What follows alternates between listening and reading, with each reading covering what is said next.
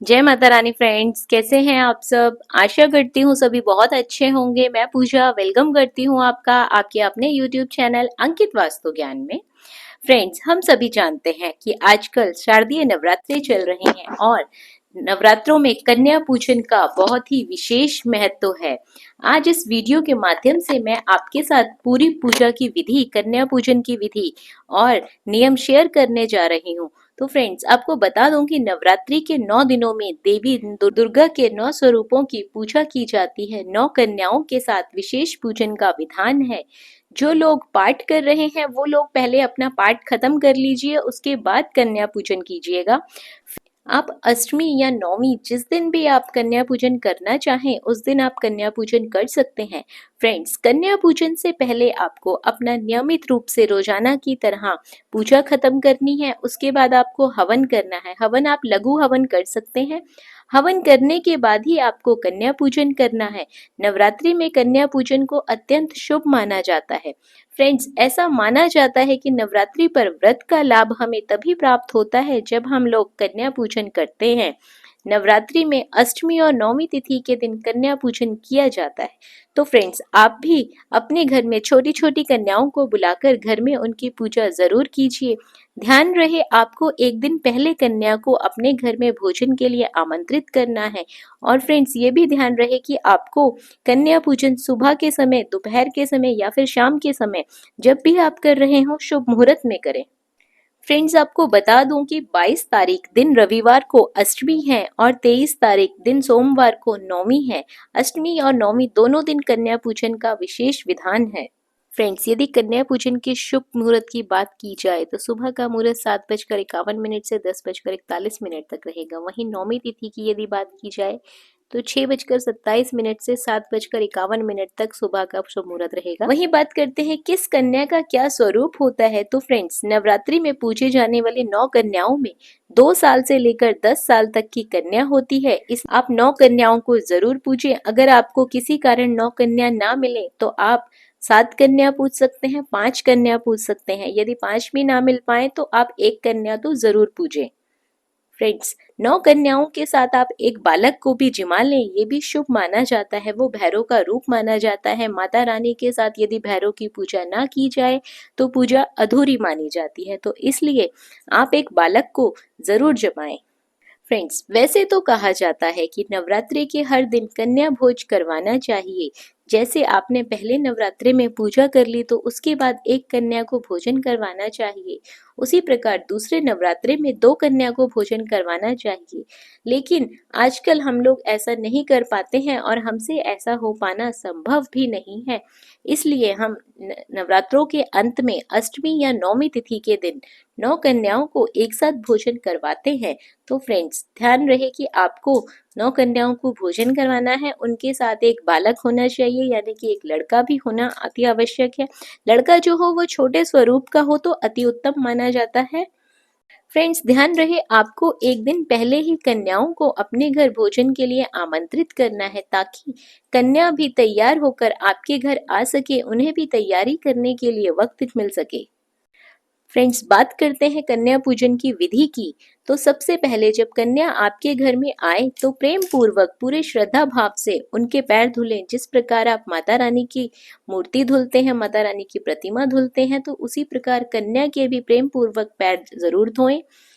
Friends, कन्याओं के पैर धोने के बाद किसी साफ कपड़े से उनके पैर साफ कर लीजिए और बाद में आप उनके पैरों पे उसी जगह पर महावर लगा सकते हैं या नेल पॉलिश लगा सकते हैं। जो आपसे संभव हो पाए आप वो लगा सकते हैं। बाद में आप उनको किसी साफ स्थान पर आसन पर बिठा दें।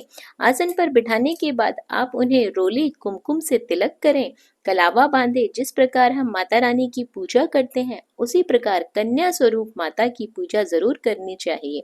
फ्रेंड्स, उसके बाद आप उन्हें चुनरी अर्पित करें। चुनरी चढ़ाने के बाद आप उन्हें फूल अर्पित करें। फूल अर्पित करने के बाद आपने उनके लिए जो भोजन बनाया है उसका आप भोग लगा लें। फ्रेंड्स, ध्यान रहे कि भोजन का भोग आपको पहले माता रानी को लगाना है और भोजन में आपको कन्याओं के लिए और माता के लिए काले चने, हलवा, पूरी जरूर बनाना है, क्योंकि 9वें दिन या 8वें दिन माता को कंजक पूजन के समय काले चने, हलवा और पूरी का भोग लगाया जाता है। ऐसा करना अति शुभ माना जाता है।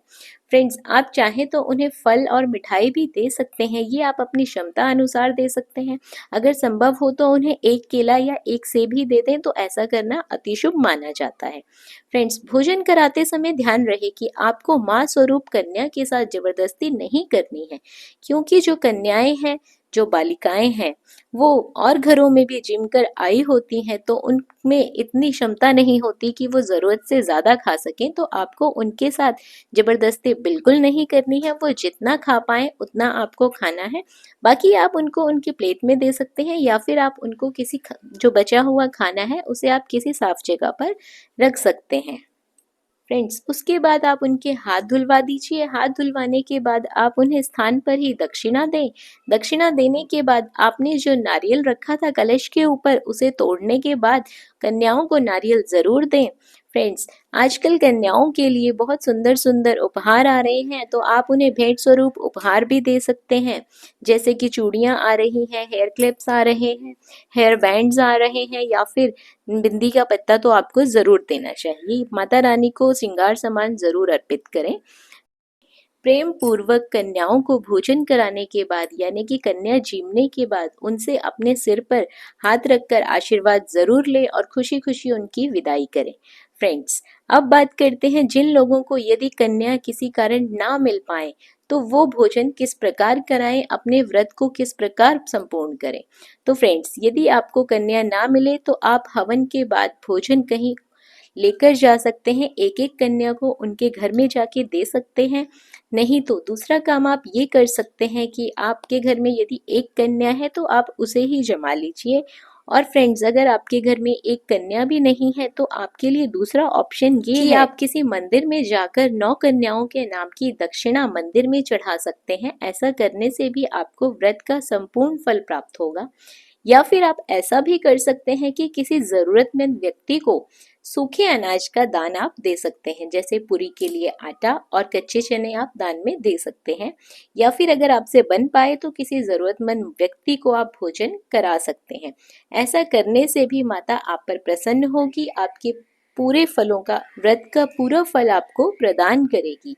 और फ्रेंड्स, यदि आप विदेश में रहते हैं और वहाँ आपके घर कोई आता जाता नहीं है, तो आप अपने ससुराल वाले या मायके वाले या फिर किसी रिश्तेदार को कुछ पैसे भेज दीजिए। उनके द्वारा कन्या का भोजन करवाइए।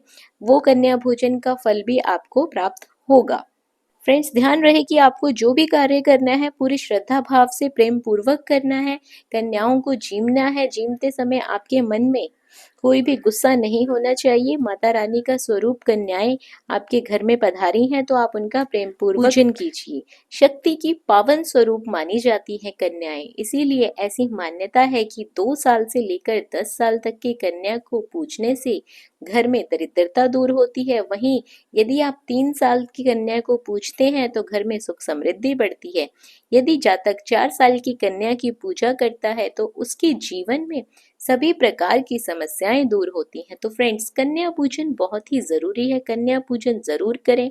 वहीं यदि कोई व्यक्ति 5 साल की कन्या को पूजता है तो उसके सभी रोग शोक दूर हो जाते हैं। मान्यता है कि 6 साल की कन्या को यदि पूजा जाए तो व्रतधारी को देवी से विद्या और विजय की प्राप्ति होती है। वहीं यदि आप 7 साल की कन्या को पूजते हैं तो आपके मान सम्मान में वृद्धि होती है, आपको यश की प्राप्ति होती है। इसी प्रकार यदि आप 8 साल की कन्या की पूजा करते हैं तो आपको लड़ाई झगड़े से मुक्ति मिलती है। 9 वर्ष की पूजा करने से तो आपके हर कठिन कार्य पलक झपकते ही पूरे हो जाते हैं। फ्रेंड्स, यदि कोई व्यक्ति 10 साल की कन्या की पूजा करता है तो उसकी सभी मनोकामनाएं पूरी होती हैं। इसीलिए कहा जाता है कि माता के 9 स्वरूप की कन्या रूप में पूजा करनी चाहिए। और कन्या 2 साल से लेकर 10 साल तक के बीच में हर उम्र की यदि कन्या हो तो व्यक्ति को हर एक समस्याओं से छुटकारा मिल जाता है। फ्रेंड्स, कन्या पूजन करना अति आवश्यक होता है। ऐसा विशेष विधान है कि नवरात्रों के व्रत के दिनों में यदि आप कन्या पूजन नहीं करते हैं तो आपके व्रत पूरे नहीं माने जाते। तो फ्रेंड्स, ये थी जानकारी कन्या पूजन के बारे में। जानकारी अच्छी लगी हो, वीडियो पसंद आई हो तो वीडियो को ज़्यादा से ज़्यादा लाइक करें, ज़्यादा से ज़्यादा शेयर करें।